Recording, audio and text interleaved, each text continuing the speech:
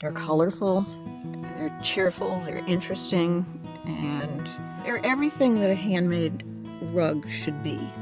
The people that sell them to me could not be nicer, could not be sweeter, and they know tragedy and they know triumph, and I think that some of that comes through their art. When I started the business, Afghanistan was a bit of a blip on the map. They produced nothing but essentially red, blue, and black carpets. And then their world fell apart because it was 1980 and the Soviets had invaded the country. And as a result of that invasion, many of those people ended up migrating east towards the border of Pakistan. And many of them lived for years in refugee camps. They were excluded from employment in Pakistan, but they still needed a means of providing an income for themselves and their families. So they began a weaving trend that was based on the original weavings that came from the Caucasus Mountains, or in the world of Afghanistan, from Kazakh, which is the Caucasus area. And those rugs were beautiful. And they hit the ground running in the United States, and then just continued to escalate in import quantity and variety over the following decades.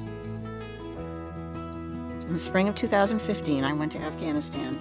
I was invited to be part of a economic development program that brought retailers from the United States to meet loom owners in Afghanistan.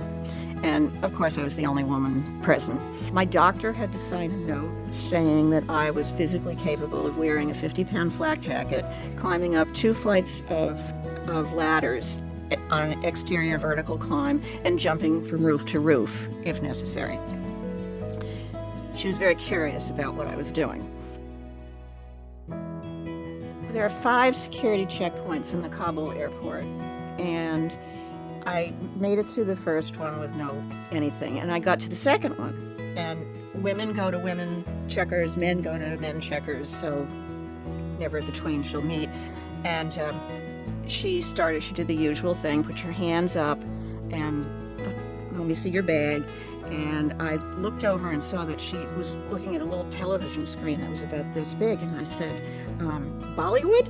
And she said, yes, and she threw her arms around me and kissed me. That was the end of the security search.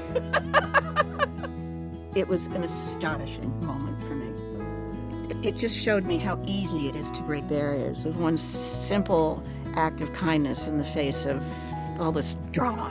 My observation of my customers over the years is that they absolutely gravitate towards Afghan pieces because of the stellar way in which the reproduction is carried out. They look authentic. They look like an old rug. They still recognize that it's a superior product, and it happens very naturally. So that is why I have chosen to have a predominance of Afghan rugs in the store, because they do their own selling. They just scream, buy me, buy me.